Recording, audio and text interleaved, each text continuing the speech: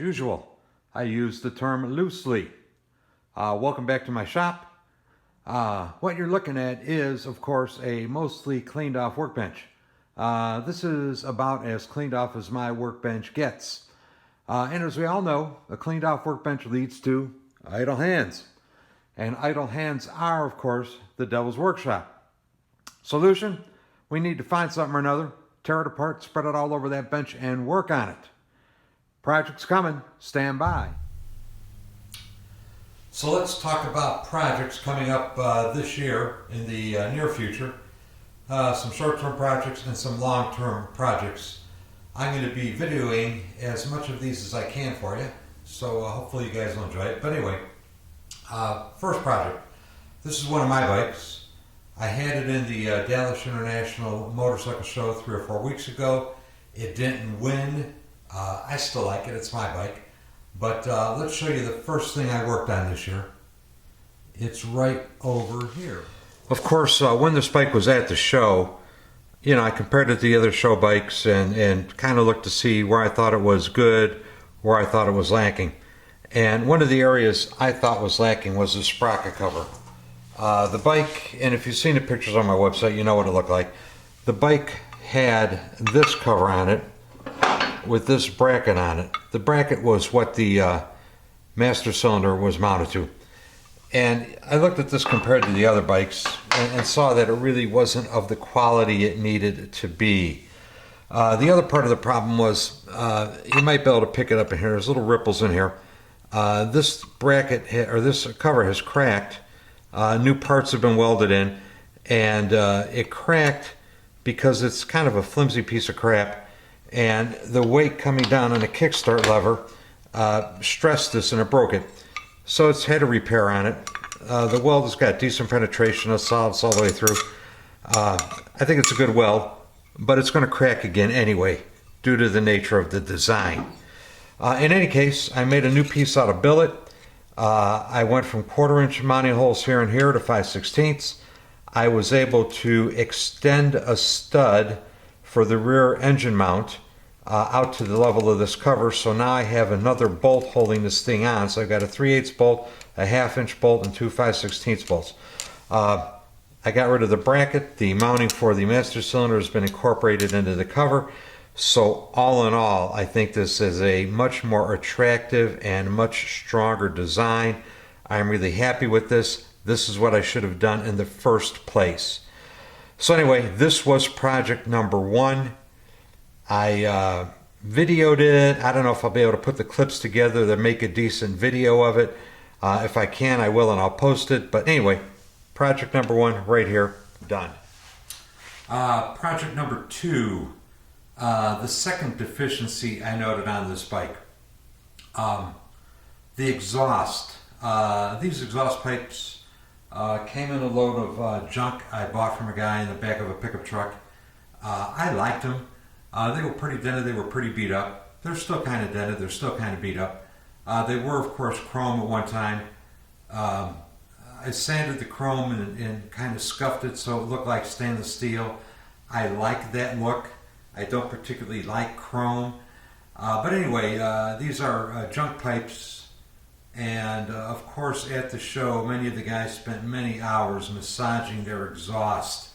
You know, a lot of handmade stuff, a lot of unusual bends, a lot of hand work on it. So I think the bike suffered because the exhaust really wasn't up to the quality it needed to be for a good show bike. So we're going to work on that next. I might start that later tonight or tomorrow. I do plan on videoing as much of that as possible and give you an idea what goes into making a custom exhaust. Not that I know, but I'm going to show you anyway. The third area that I thought this bike suffered on was in the paint. I don't paint. I'm not a painter, don't claim to be a painter. This is my first actual real paint job, quote unquote. It came out okay. I had a lot of trouble with the clear coat. There was a lot of orange peel. It went on way too thick. There were lumps, there were runs, there were sags, there was orange peel, you name it, it went wrong. It's got a lot of wet sanding, a lot of color sanding, a lot of rubbing compound, a lot of polishing compound. So from 8 or 10 feet it looks basically okay. Up close you really see the faults. So I think I'm going to repaint the gas tank. For me that's going to be a big challenge. I can only cross my fingers and hope I got it figured out. So I'm going to repaint the gas tank sometime later this year when the weather gets more consistent. It's cold and damp down here. It's winter, it's Texas. I gotta wait till it warms up a little bit and the humidity gets under control. This bike is also my bike. It was also in the International Motorcycle Show 3 or 4 weeks ago, whatever it was. It didn't win anything either. Once again, I really don't care. I built it for me. I like it, and that's all that really matters to me. There are other bikes there, of course, that were much, much flashier, but that was never the intent of this machine. If you look at this thing close in a lot of areas, there are a lot of little detail things that most people don't notice. The only thing I'm going to do to this bike is, actually one of my buddies was looking at it at the show and he says, "What the fuck did you do to that oil tank? That sucks." Well, he didn't say that, but in effect he said that.